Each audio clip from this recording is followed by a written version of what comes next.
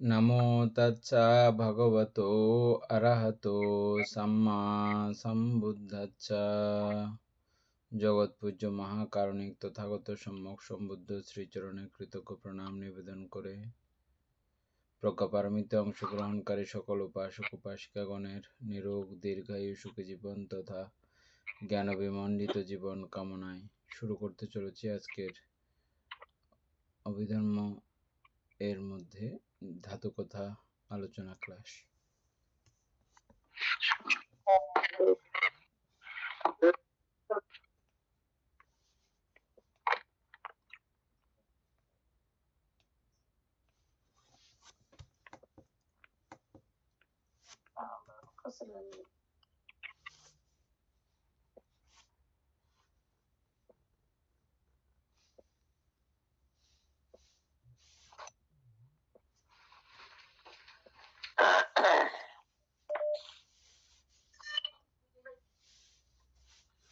Page number 16, 15-2।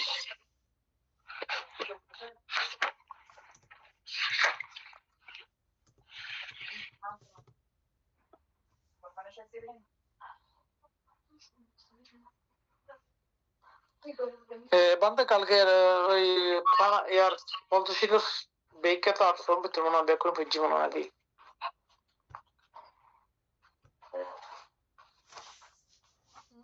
কালকের পেজটা গ্রুপে দেওয়া হয়েছিল, সবাই পড়ে ফেলছিলেন?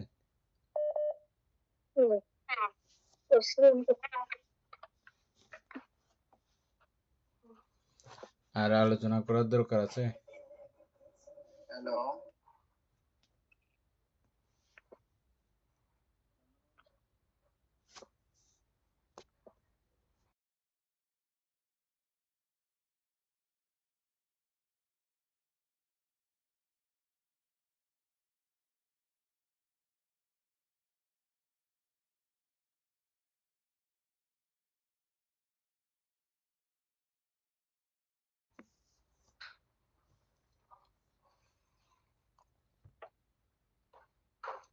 আচ্ছা তাহলে 15-2 সম্যক দৃষ্টিতে নিয়ত ধর্মসমূহ চার মার্গচিত্ত 36 চৈতসিক।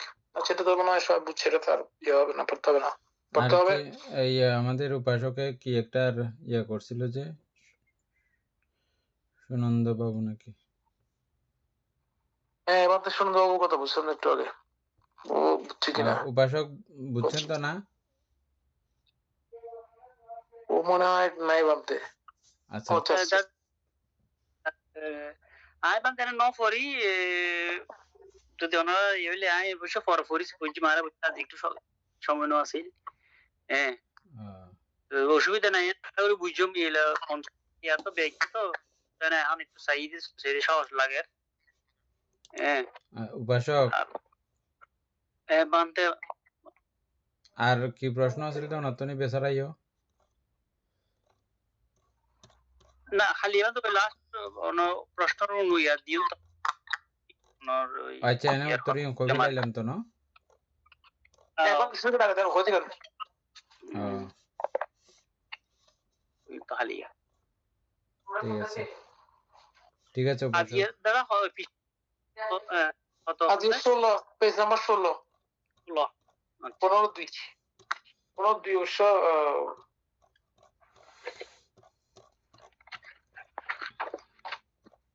সম্যক দৃষ্টিতে নিয়ত ধর্মসমূহ চার মার্গচিত্ত 36 চৈতসিক।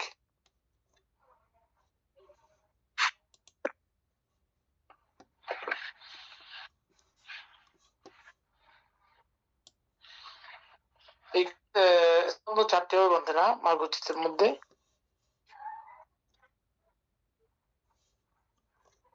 চারটে আসবে না। হ্যাঁ,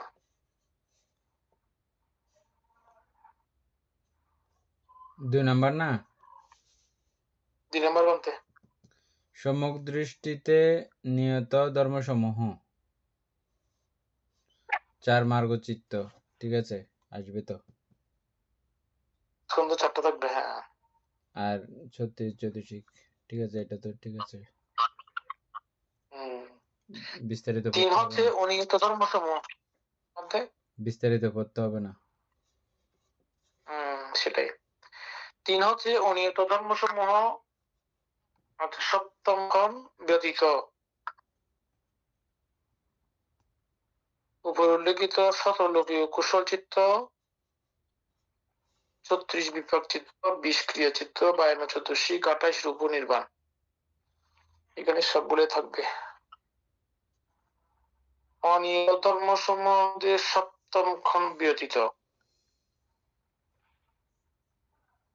17 লোকীয় কুশল চিত্ত,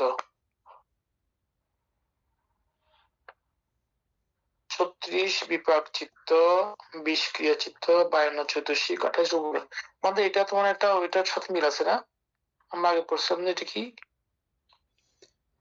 সেম বিষয় তো আসছে এখানে। সেম বিষয়।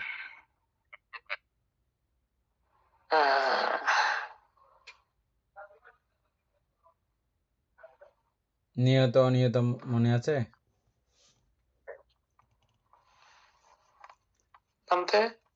নিয়ত অনিয়ত মনে আছে? নিয়ত হচ্ছে কি বলা হয়,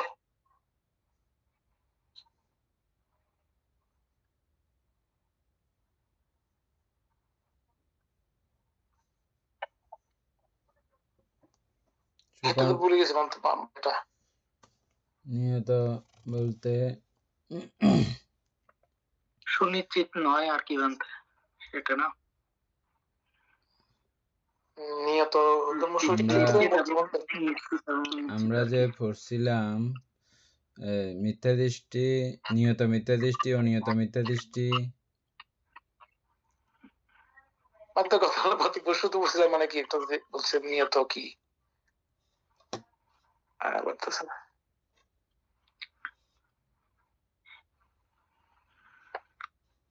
মানে যেগুলো ফল নিশ্চিত অর্থাৎ নিশ্চিত হয়ে গেছে সেগুলো তো নিয়ত। অনিয়ত অর্থাৎ যার ফল প্রদানের অর্থাৎ যে ইয়া হবে না আর কি, ফল প্রদান করবে না, না বানতে এভাবে না, এভাবে তো মিলতেছে কই? এখানে 17 লোক কুশল চিত্ত, তারপরে 36 তারপর 20 ক্রিয়া চিত্ত আছে, তারপরে সবগুলো আছে বলতে এখানে নিয়তটা ঠিক আছে, ওইটা মার্গচিত্রের মধ্যে ওটা অবশ্যই সম্যক দৃষ্টির মতো আর কি। অর্থাৎ যেটা একটা মানে আমরা আগে কি বলছিলাম যে অপায় গমন একটা মিথ্যা দৃষ্টির মতো আর কি। নিচে দাঁড়ান, এটা একটু করে দেখে নিলে ভালো হবে।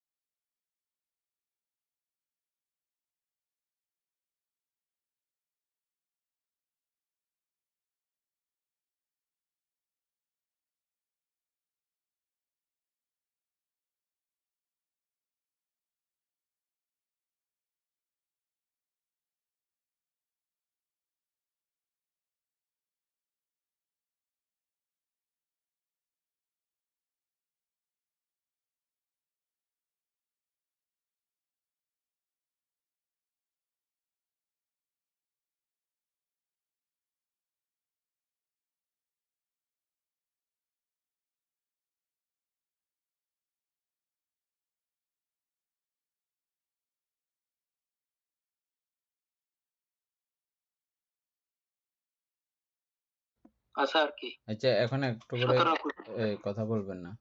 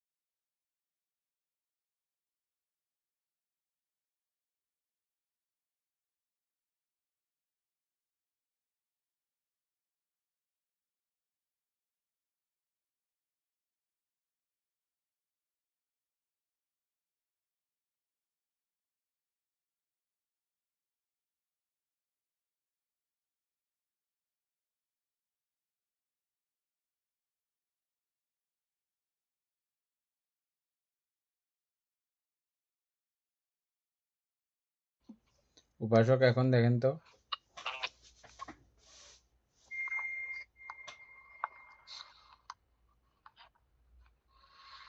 আচ্ছা, ধন্যবাদ আপনাকে বিষয়টি পরিষ্কার করে বাংলা এবং পালি পরিভাষা মিলিয়ে বলার জন্য।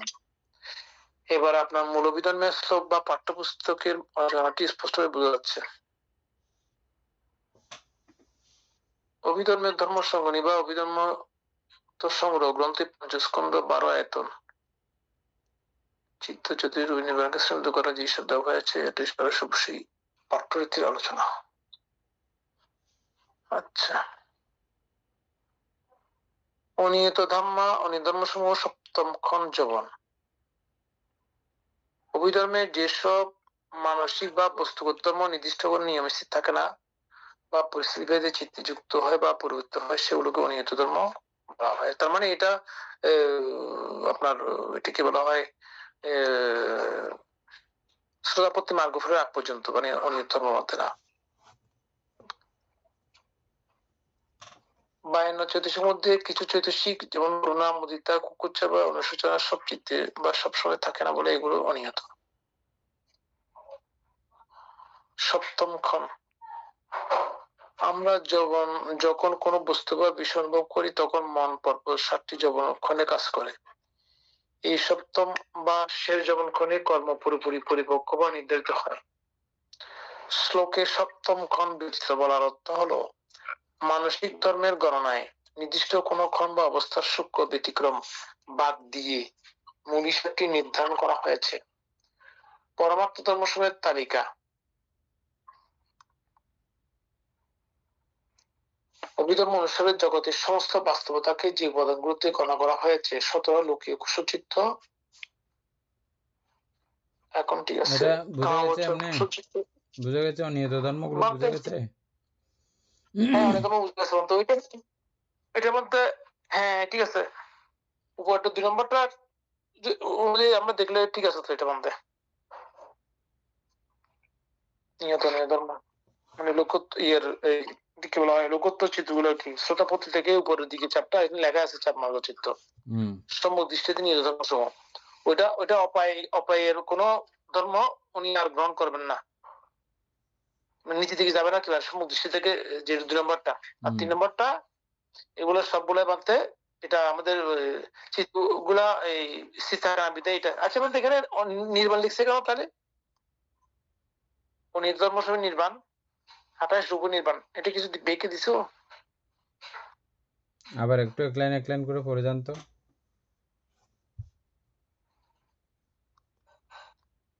আচ্ছা নিচে দিছে আচ্ছা পরে যেতে রে কুশলচিত্র 17 কাগজ কুশলচিত্র 8টি আরো আগে থেকে পড়তে হবে, আরো আগে থেকে পরে গেছিল আগেরটা ওই 1 নাম্বার থেকে।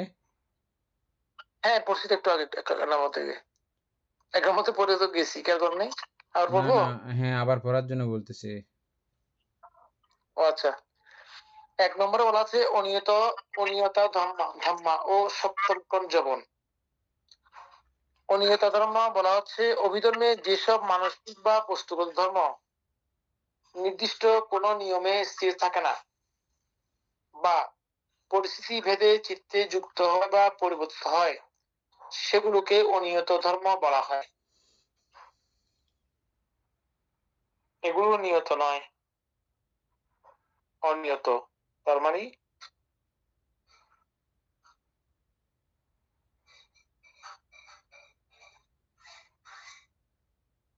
এগুলো পরিবর্তিত হয় সবসময়। এই পরিবর্তনটা বলতে না সেটা ঠিক আছে, কিন্তু এখানে অকুশল চিত্তগুলো দেওয়া হয় না, বুঝছেন? আমি সেজন্য আমি সেটা বলতেছি, অকুশল চিত্রগুলো দেওয়া হয় না, কিন্তু অকুশল চৈতসিক সব দেওয়া হয়েছে। হ্যাঁ, তো এটার জন্য মিলতেছে না। অনিয়ত ধর্মের মধ্যে অকুশল চৈতসিক গুলো আসবে না। হ্যাঁ তাই না, এখানে যদি শুধু কুশল চিত্ত লিখতে পারছে তাহলে এখানে 52 চৈতসিক সবগুলো কেমনে আসবে? তাহলে এটা রিপিট প্রশ্ন করলে সমাধান মিলবে না।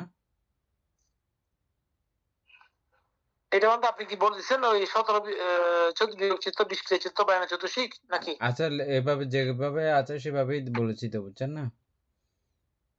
ও এখন আচ্ছা আমাদের দৃষ্টিকোণ থেকে এটা বইয়ের মধ্যে ভুল হচ্ছে। হ্যাঁ বইয়ের মধ্যে ভুল হচ্ছে, হয়তো 52 চৈতসিক হবে না, এটা মানে ওই 28 চৈতসিক হবে যে মানে ও 52 চতুর্থিকে কি ওইসব পড়ছে দেখি চিত্তে সহজে 52 মানসিক বদন যেমন বেদনার সঙ্গে অনিয়ত ধর্ম আমরা যেটা জানি, হ্যাঁ অনিয়ত ধর্ম আমরা যেটা জানি, যেটা নিয়ত নয়, শ্রোতাপত্তি মার্গের পর থেকে নিয়ত, এর আগ পর্যন্ত অনিয়ত। কুশল করতে পারে, অকুশল করতে পারে, আমরা তো সেভাবেই জানছি, কিন্তু এখানে শুধু ওই কুশল চিত্তকে উল্লেখ করা হয়েছে যে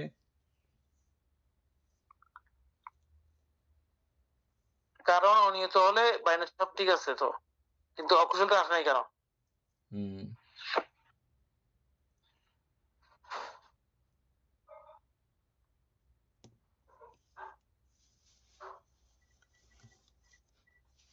দাঁড়ান এটা একটু রিপিট প্রশ্ন করি। হ্যাঁ এটা একবার পড়ে ফেললে এ ঠিক লেখছে কিনা এটা তো বুঝতাম। পড়ে ফেলবো বলতে একবার পড়ে ফেলেন।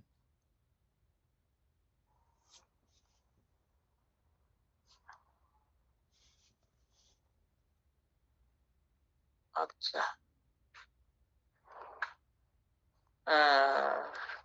প্রথম থেকে পড়তে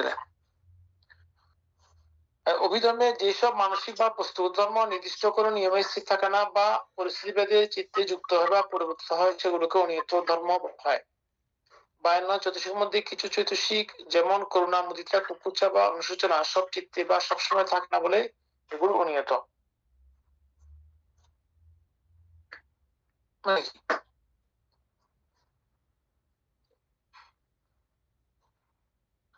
আচ্ছা ঠিক আছে। সপ্তম ক্ষণ আমরা যখন কোনো বস্তু বা বিষয় অনুভব করি তখন মন পরপর 7টি জবক্ষণে কাজ করে। এই সপ্তম বা শেষ জবক্ষণে কর্ম পুরোপুরি পরিপক্ক বা নির্ধারিত হয়।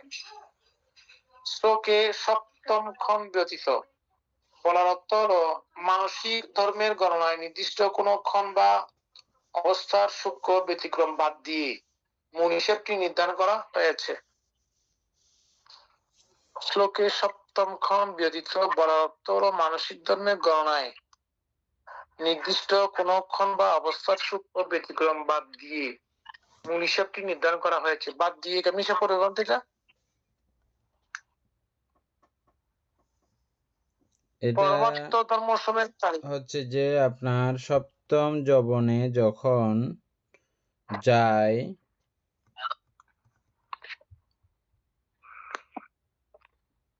তখন যবন অনুসারে এটা নির্ধারিত হয়, একটা নির্দিষ্ট হয় হ্যাঁ এটার কি কার্যক্রম হবে ওই চিত্তটার। কিন্তু এই যবনে যতক্ষণ যায় না এটা অনির্দিষ্ট থাকে, সেই অর্থে অনিয়ত বলা হচ্ছে কিনা।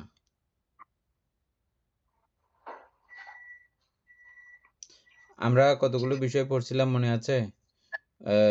প্রথম যবন এর মধ্যে যদি চিত্ত শেষ হয়ে যায়, চিত্তের কার্যক্রম শেষ হয়ে যায়, তখন হ্যাঁ ওটা এক জন্ম বা দুই জন্ম এরকম করে করে আমরা পড়ছিলাম।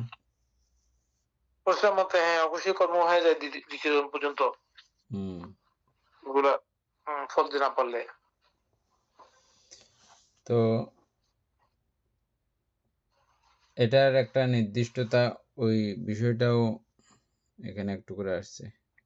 আচ্ছা পুরো পড়েন। আচ্ছা, তো 2 পরমার্থ ধর্মের তালিকা। অভিধর্ম অনুসারে জগতের সমস্ত বাস্তবতাকে যে উপাদানগুলিতে গণনা করা হয়েছে 17 লোকীয় কুশল চিত্ত, কামাবচর কুশল চিত্ত 8টি, রূপবচর 5টি ও রোজ 4টি। এখানে লোকোত্তর বা অরহত মার্গ চিত্ত বাদ দিয়ে কেবল সংসারের ভেতরে 17টি শুভ চিত্ত ধরা হয়েছে।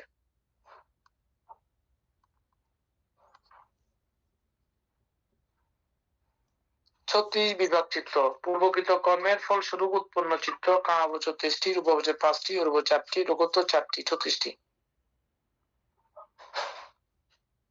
আচ্ছা, বিষক্রিয়া চিত্ত যেসব চিত্তের কোনো কর্মফল সঞ্চিত হয় না, কামাবচর 11টি, রূপবচর 5টি, অরূপ 4টি, 20টি।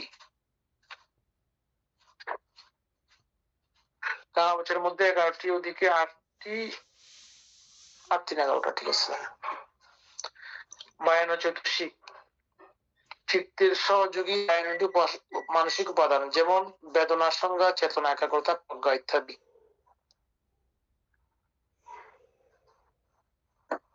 কিন্তু এখানে বলতে 52 যেগুলো দিচ্ছে আর কি, এখানে কিন্তু সে অকুশল গুলো উল্লেখ করা নাই, কুশলগুলো উল্লেখ করছে এখানে।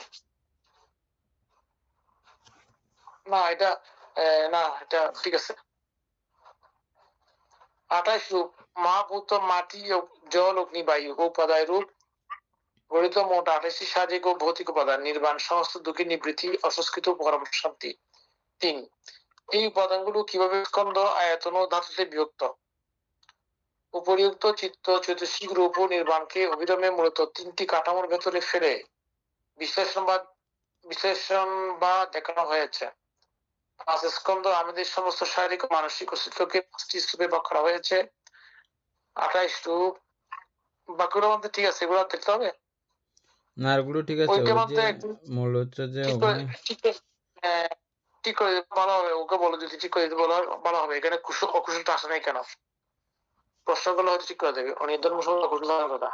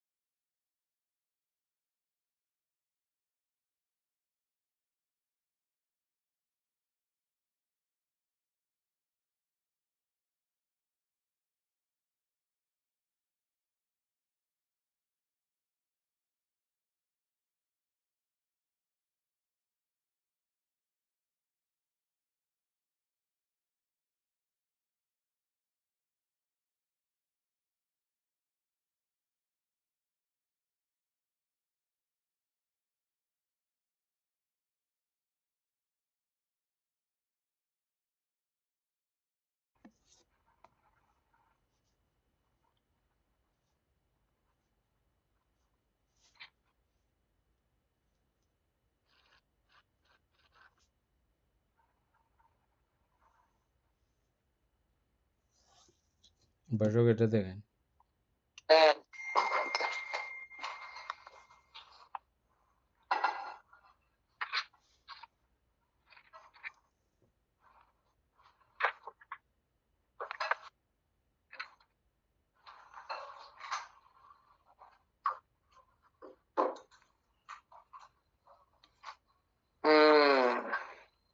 অভিধান অত্যন্ত গভীর প্রশ্ন জায়গায় স্পর্শ করেছেন। আপনার এই খটকা লাগাটা খুবই স্বাভাবিক। যদি চিত্তের তালিকায় কোনো অকুশ চিন্তাধারা না হয়, তো 52 চতুর্থীর ভেতরে 14টি অকুশ চতুর্থী কিভাবে বানায় এলো, এবং অনিয়ত ধর্ম বা সপ্তম খণ্ডিত কথাগুলো প্রকৃত অর্থ কি?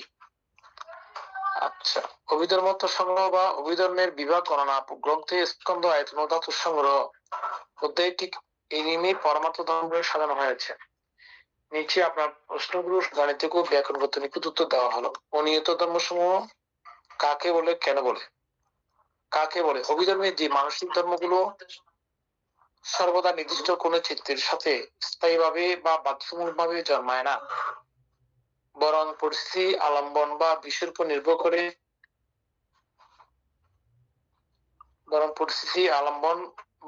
নির্ভর করে অনিয়মিতভাবে যুক্ত হয়, সেগুলোকে অনিয়ত ধর্ম বা অনিয়ত চতুর্শিক বলা হয়। কেন ও কি কারণে বলে? 52টি চতুর্শির মধ্যে কিছু চতুর্শিক আছে যা উৎপন্ন হওয়া আবশ্যক নয়, যেমন করুণা ও মুদিতা।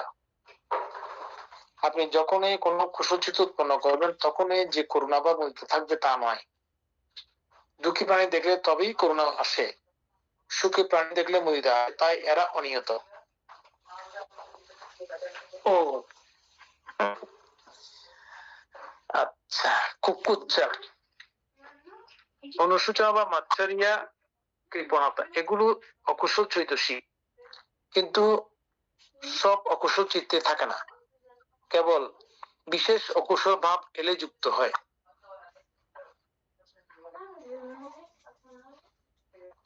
বিরতি তিনটি, সাম্মা বাচা, সাম্মা কাম্মান্ত, সাম্মা জীবা, এগুলো লোকীয় কুশল চিত্তে অনিয়মিতভাবে উপস্থিত হয়, কেবল চরিত্র থেকে বিরত হওয়ার মুহূর্তে থাকে।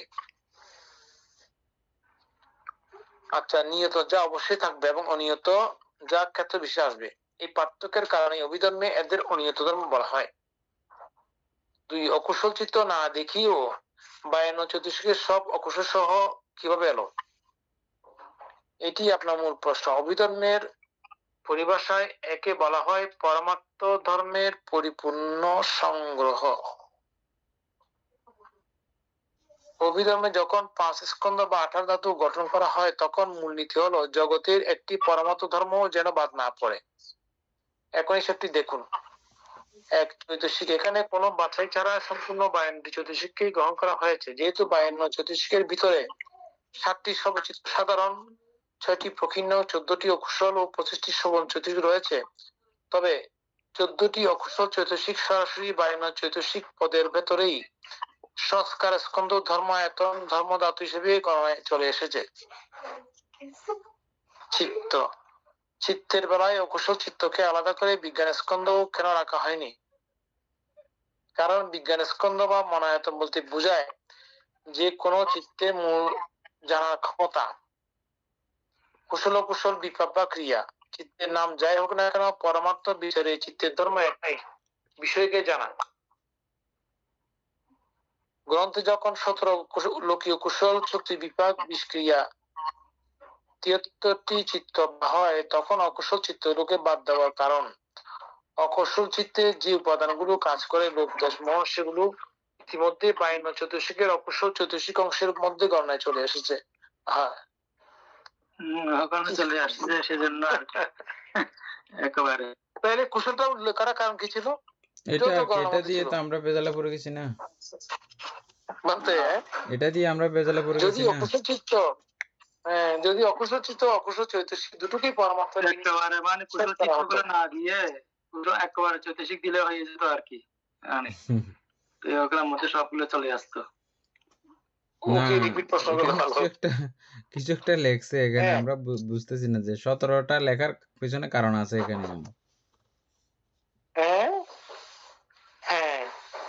আরো পরে। আচ্ছা, আরো পড়ি।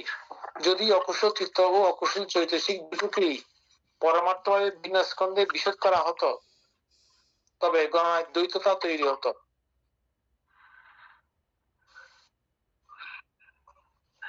তাই পরমার্থ তালিকা সংগ্রহে চিত্তকে কুশল বিপাক ক্রিয়া দিয়ে পুরো রূপরেখা সম্পন্ন করা হয়েছে, আর অকুশল ভাবকে চৈতসিকের ভেতরে অন্তর্ভুক্ত রাখা হয়েছে। এটা কি বললো? সেটা বলতেছি আর কি। ওই অকুশলকে পুরো চৈতসিকের মধ্যে ঢুকিয়ে ফেলছে, আর ওই যে কুশলকে আলাদা করছে শুধু। না, এখন যদি কুশলকে আলাদা না করে যদি এমনি সরাসরি দিত, তাহলে এখানে কি দ্বৈততা হতো সেটা আমি প্রশ্ন করতেছি। এটা তো ক্লিয়ার হয় না। আরে নিচে আছে মনে হয়, দেখি আচ্ছা একটু পড়ি। তারপর 3 সপ্তম ক্ষণ ব্যতীত কেন বলা হয়েছে? বইয়ে বা সূত্রে সপ্তম ক্ষণ ব্যতীত কথাটি আসার কারণ হলো যবন চিত্তের কার্যপ্রণালী। মন যখন কোনো আলম্বন বা বিষয় গ্রহণ করে, যেমন চোখে আলো পড়া, তখন মন পরপর 7টি যবনক্ষণ অতিক্রম করে। এর মধ্যে প্রথম থেকে 6ষ্ঠ যবনক্ষণ পর্যন্ত চেতসগুলির শক্তি রূপান্তরশীল থাকে।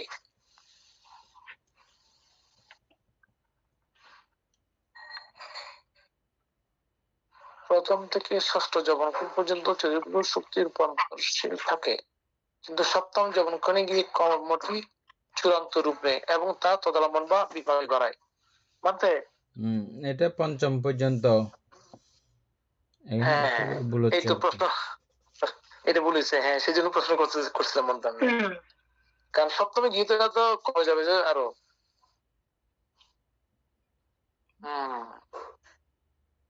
স্কন্ধ ও ধাতুর গণনায় পরমার্থমূলকে যখন স্থির এবং সাধারণ উপাদানে বিশ্লেষণ করা হয়, তখন যবন প্রক্রিয়ার এই সপ্তম ক্ষণের বিশেষ কর্ম নির্ধারণের রূপকে বাদ রেখে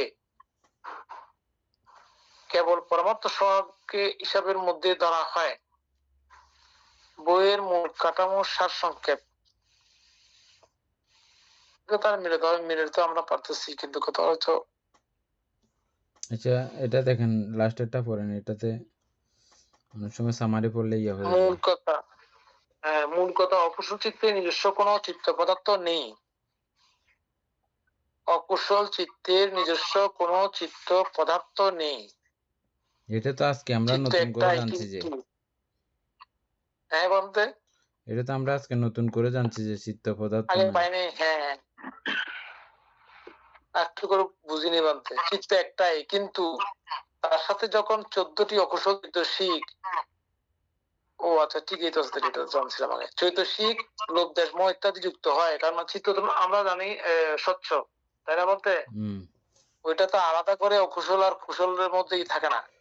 যখনই চৈতসিক উৎপন্ন হয় তখন ওইখানে পরিণত হবে। যাও, তার সাথে যখন 14টি অকুশল চৈতসিক লোভ দেশ মোহ ইত্যাদি যুক্ত হয়, তখন তাকে অকুশল চিত্ত নামে ডাকা হয়।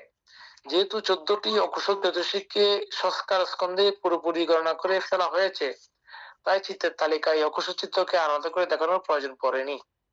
তাহলে কুশলটা কেন দেখালেন? এখন তো প্রশ্ন সেখানে, এটা বুঝলাম না আমাদের চেষ্টা। সুমন চৈতসিকের মধ্যে সবগুলো কি নাই? অবশ্যই আছে। তাইলে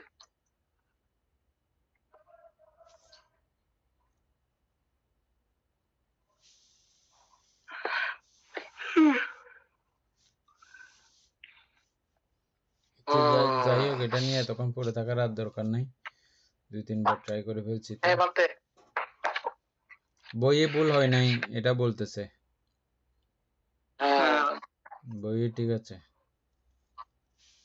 কিন্তু অনিয়ত ধর্ম যেটা জানছিলাম, আপনি যেটা বলছেন, আমরা জানছি আগে লোকোত্তরের শ্রোতাপদের আগ পর্যন্ত সব অনিয়ত ধর্ম, এরপরে সবগুলো নিয়ত ধর্ম।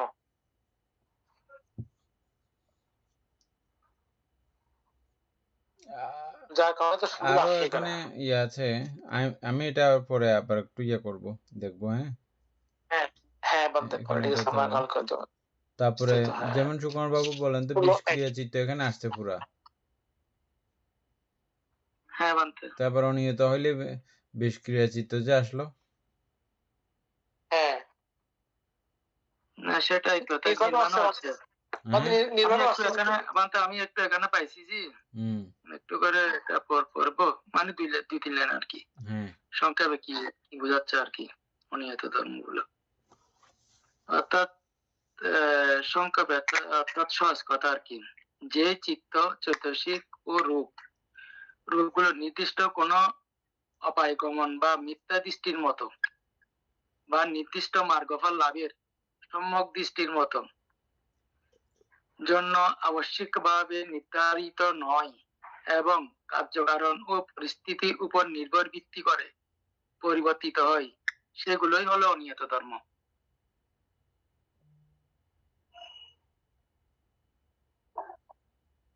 আর একটা লিখছে যে যা সুনির্দিষ্ট নিয়তি বা নিশ্চিত ফলের এটা কি অনন্তরীয় বা পাপ অরীয় মার্গ কি অধীনে পড়ে না, অর্থাৎ আর্য মার্গের অধীনে পড়ে না। যে সমস্ত সংস্কৃত চিত্ত, চৈতসিক রূপ এবং অসংস্কৃত নির্বাণ ধর্মই হলো অনিয়ত ধর্ম।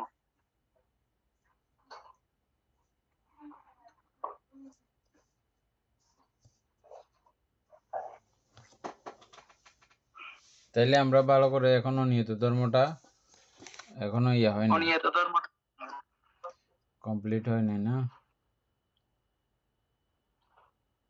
যে কোনো একটা সাইটে নির্দিষ্ট করে বলা গেলে তখন এটা নিয়ত ধর্ম। নিয়ত ধর্ম যখন এটাকে কোনো নির্দিষ্ট একটা সাইটে কুশলেও একান্তভাবে বলা যায় না, বলতেছে না, অকুশলে বলা যায় না। হ্যাঁ হ্যাঁ, এটাই অনিয়ত ধর্ম বলতেছে আর কি বলতে। হ্যাঁ, আবার সেটা হলে এমনি সবগুলোই লেখা হয়েছে অনিয়ত ধর্মের মধ্যে। হ্যাঁ, সবগুলোই লেখা হয়েছে অনিয়তর মধ্যে, শুধু অর্থাৎ ওই অকুশল চিত্তগুলো আসে নাই। চিত্ত না আসলে এটা তারা কোনো সমস্যা নাই বলতেছে, চিত্তগুলো ওই চৈতসিকের মাধ্যমে আসছে, চৈতসিকের মাধ্যমে আসছে সেটা বলছে আর কি। যেহেতু চিত্ত, চৈতসিক, রূপ, নির্বাণ সবগুলো আসছে অনিয়ত ধর্মের মধ্যে।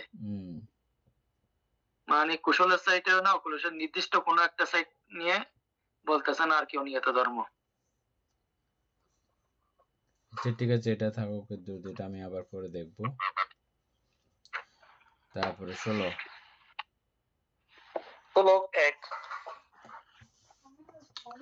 মার্গ আরম্ভন ধর্ম সমূহ।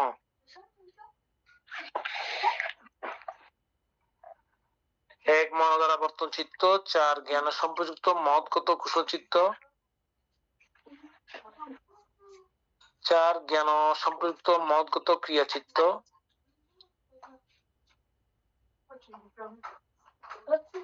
2 ঋদ্ধিপাদ, 3 বিরতি ও 2 অপ্রমেয় ব্যতীত 36 চৈতসিক। 1 মনোধারাবর্তন চিত্ত, 4 জ্ঞান সম্প্রযুক্ত মহৎগত কুশল চিত্ত, 4 জ্ঞান সম্প্রযুক্ত মহৎগত ক্রিয়া চিত্ত। তাহলে এগুলো ওর বহুবচনে আসবে আর কিনা বলতে, এগুলো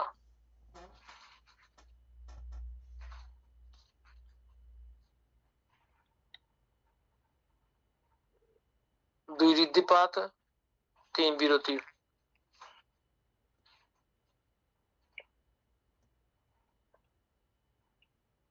এখন হচ্ছে যে মূলত মার্গারম্ভন ধর্মসমূহ। হ্যাঁ, মানে কোন কোন ধর্মগুলো মার্গ আলম্বনের সঙ্গে সম্পৃক্ত।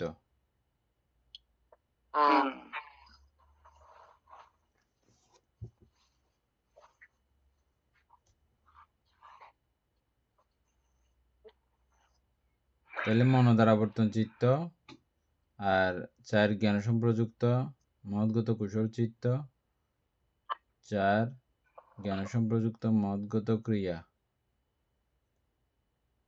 ঋদ্ধিপাত, 3 বিরতি অপ্রমেয় ব্যতীত, 2 অপ্রমেয় ব্যতীত, 3 বিরতি। 3টা বিরতি চৈতসিক আর কি বলতে। হ্যাঁ, অপ্রমেয় ব্যতীত, হ্যাঁ, 36। এটা তো ঠিক আছে। এমনি উপাসক কি বলছিলেন যে না বলতে বলতে এখানে এক মনোবর্তন চিত্ত দিচ্ছিল, 4 জ্ঞান শব্দ মহৎগত কুশল চিত্ত আর 4 জ্ঞান শব্দ মহৎগত ক্রিয়া চিত্ত। এই দুটি তো বলতে আপনার ওই অল্প বছরের না, অল্প বছর কেন হবে? না, মনোধারাবর্তন চিত্ত হচ্ছে যে ওই 3টি হইষিত উপায়িত আছে না? হ্যাঁ, হয়তো 18টা অহৈতিক চিত্তের মধ্যে হইষিত উপায় চিত্তের মধ্যে মনোধারাবর্তন চিত্ত, এটা ক্রিয়া চিত্ত এটা। সেজন্য আর কি এখানে মার্গ অবলম্বন ধর্মসমূহ। এটা মহৎগত বলা হচ্ছে না বলতে? মহৎগত হইল ওইদিকে ক্রিয়া না, চিত্ত। ওইটা বিষয় আলাদা, অর্থাৎ মনোদ্বারাবর্তন চিত্ত হয়ে যেতে হয় না। যে কোনো জায়গাতে আপনি মার্গ অবলম্বনে গেলেও মনোদ্বারাবর্তনকে ব্যতি রেখে আপনি যাইতে পারবেন না। না, তা তো অবশ্য নয়। এই জন্য মনোধারাবর্তন ঠিক আছে, যেখানে মহৎগত কুশল চিত্ত আর মহৎগত ক্রিয়া চিত্ত, সেই কারণে আমি প্রশ্ন করছি বলতে। এটা কি অল্প বছরের? মহৎগত কুশল চিত্ত, কারণ আমরা জানি চার জ্ঞান সম্প্রযুক্ত মহৎগত কুশল চিত্ত। এইগুলো কুশল চিত্ত প্রথম 4টা আর কি সম্প্রযুক্ত গুলো। না না, এখানে কোন একটা ব্যস্তম আছে, কারণ আমরা যতটুকু জানছি বলতে মহৎগত মানে হচ্ছে যে আপনার মহৎগত গুলো হচ্ছে এই তো মহৎগত গুলো হচ্ছে যে আপনার রূপবচর কুশল, অল্প বছরের তো দরকার নাই। হ্যাঁ, সেটাই, রূপবচর, হ্যাঁ দুটাই। কারণ কোন কাগজ চিত্ত কখনো মহৎগত হতে পারে না। এখানে একটা ভুল আছে বলতে। কোনটা? কখনো হতে পারে না। আচ্ছা, আর জ্ঞান সম্প্রযুক্ত মহৎগত ক্রিয়া চিত্ত।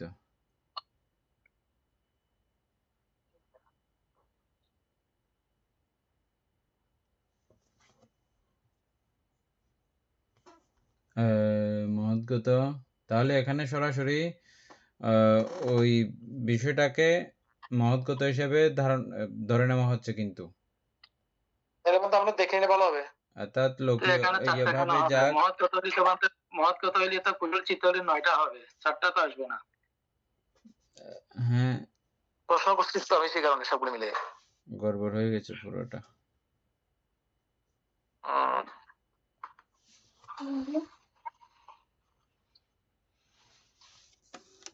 এখন কথা বললে আসবে না ঠিক মতো।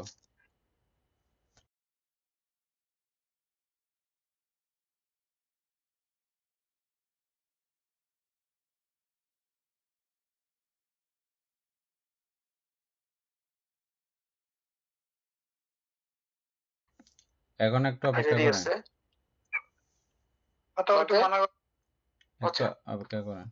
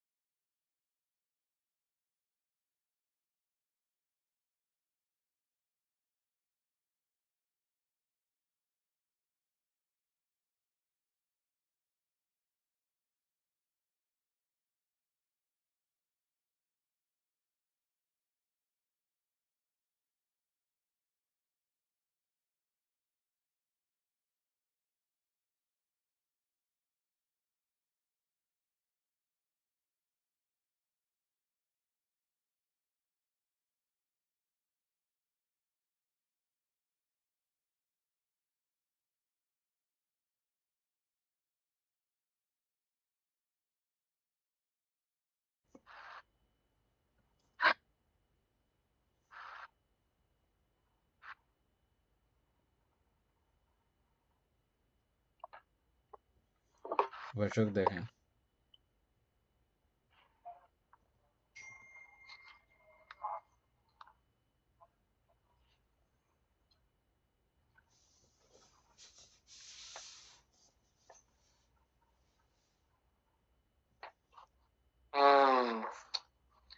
অভিধানের আলম্বন ভঙ্গ সংগ্রহ নয়, অধ্যায়ের একটি অত্যন্ত গাণিতিক সূক্ষ্ম হিসাবে এটি। এখানে মূলত মার্গ জ্ঞানকে আলম্বন বা বিষয় হিসেবে গ্রহণ করে যে চিত্তগুলো উৎপন্ন হতে পারে এবং সেগুলোতে কতটি চৈতন্যযুক্ত হয় তার বিয়োগফল সহ স্কন্ধ আয়তন ও ধাতুর বিশ্লেষণ দেখানো হয়েছে। অভিধান আলম্বন ভঙ্গ এবং সংগ্রহ নয়, এটা কি আবার? আচ্ছা, খুব সাংঘাতিক কথা লিখে ফেলছে তো, খুব সাংঘাতিক কথা লিখে ফেলছে। আলম্বন ভঙ্গ সংগ্রহ নয়, বুঝছেন? মানে নির্বাণের আলম্বন হচ্ছে যে ভঙ্গ করা, সংগ্রহ করা নয়। ও আচ্ছা, কি মারাত্মক কথা লিখে ফেলছে বুঝছেন? এগুলো মাথায় ধরতে তো গাম বাইর হয়ে যাবে।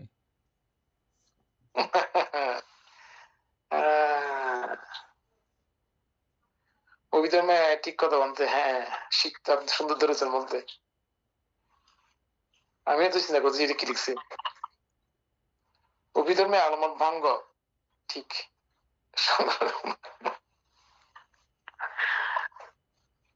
সাংঘাতিক বিষয়।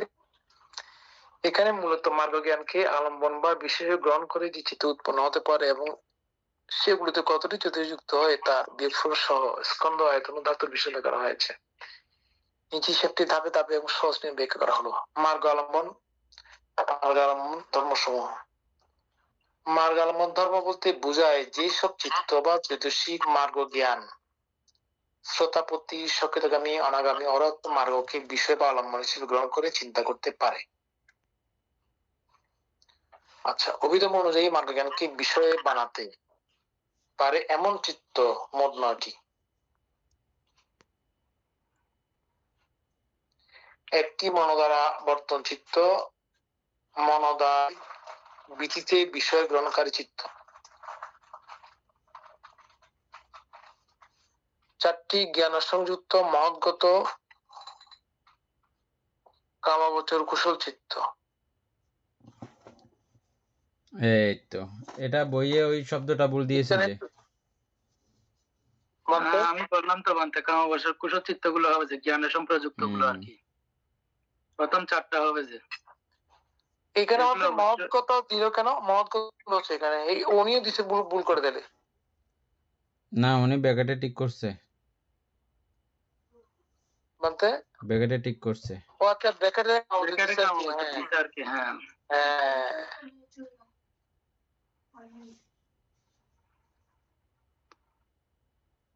আচ্ছা, মানে এখানে মহৎগত বলতে মহাকুশল।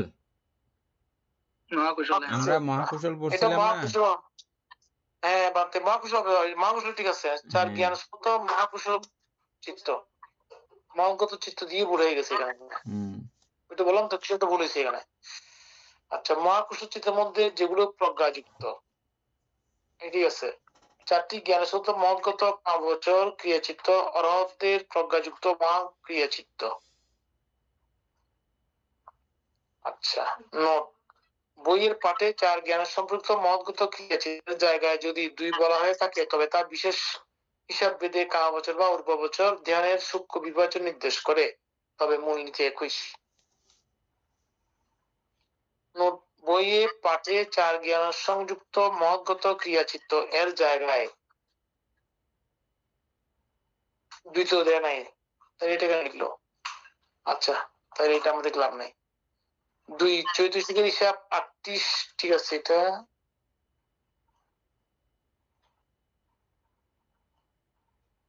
এটা ঠিক আছে, কিন্তু যখন এই চিত্তগুলো মার্গ জ্ঞানকে আলম্বন করে তখন এখান থেকে কিছু চৈতসিক বাদ পড়ে, ব্যতীত 3টি বিরতি। আচ্ছা, বিরতি চৈতসিকগুলো কেবল প্রাণী হিংসা বা দুশ্চরিত্র থেকে বিরত থাকা মুহূর্ত উৎপন্ন হয়। মার্গ জ্ঞানকে চিন্তা করার সময় দুশ্চরিত্র থেকে বিরত হওয়ার কোনো বিষয় থাকে না, তাই 3টি বিরতি বাদ যায়।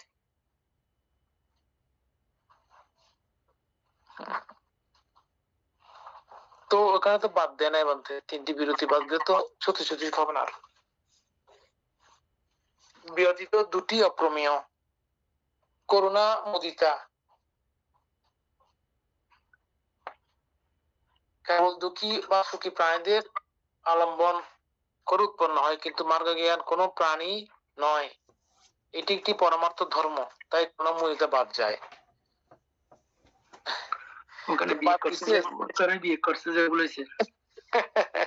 সেও তো হয়ে গেছে বানতে, আরো 3টা বাদ যাবে আর কি, তখন 33টা হবে যে, তাইলে সেটাই তো বললাম। 3 4 স্কন্ধ 2 আয়তন 2 ধাতু কিভাবে হলো? তাহলে এটা আবার ঠিক করতে হবে কালকে। হ্যাঁ বান্ধবকে বলে দিতে হবে, ঠিক করে দেওয়ার জন্য কালকে। ও ঘুরে গেছে আজকে এতটুকু ঘুরে থাকবে। যাওয়ার কথা এমনিতেই, ও তো ঘুরে যাওয়ার কথা এমনিতেই বানতে, অনেক জটিল বিষয়, একটু দিচ্ছে অনেক বেশি। না না, এগুলো তো এমনি পড়ে থাকতো যে। হ্যাঁ আমরা জানি বলে তো ধরতেছি, হয়তো আমরাও পড়ে চলে যেতাম বলতে, একটু জানি বলে একটু একটু করে।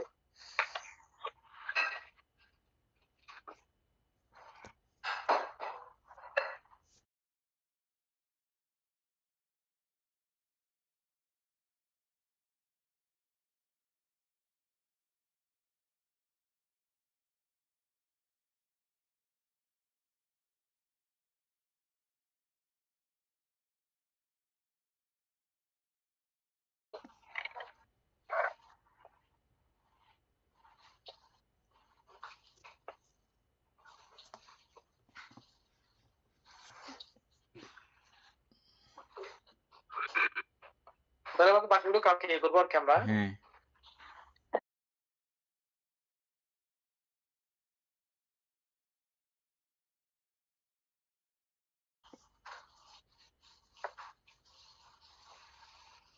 ও হো হো।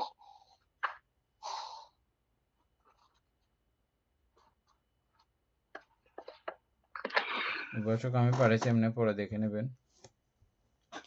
সদ্ধর্ম প্রাণ প্রিয় উপাসক উপাসিকা বৃন্দ, এতক্ষণ যাবৎ আমরা অভিধর্ম মধ্যে ধাতু কথা ক্লাস করেছি, আলোচনা করেছি। এতে আমাদের অপ্রমেয় পুণ্য সাধিত হয়েছে। পুণ্যরাশি অনন্ত চক্রবাসী সত্যগণকে দান করছি, গুরুদিদিওকে দান করছি, মাতা পিতাগণকে দান করছি, এবং এই পুণ্যের কাছে আমরা প্রত্যেকে প্রার্থনা করব নির্বাণ লাভ অবধি অসৎ ব্যক্তি মূর্খ ব্যক্তি পাপমিত্র সংসর্গ লাভ না করে সদা সর্বদা জ্ঞানদর্শী কল্যাণ মিত্র সান্নিধ্য সংসর্গ লাভ করতে সক্ষম হই। এরূপ সাথে কামনা পোষণ করে আজকের মতো ক্লাস এখানে সমাপ্ত করছি। সাধু সাধু সাধু ও কাশা বন্দনা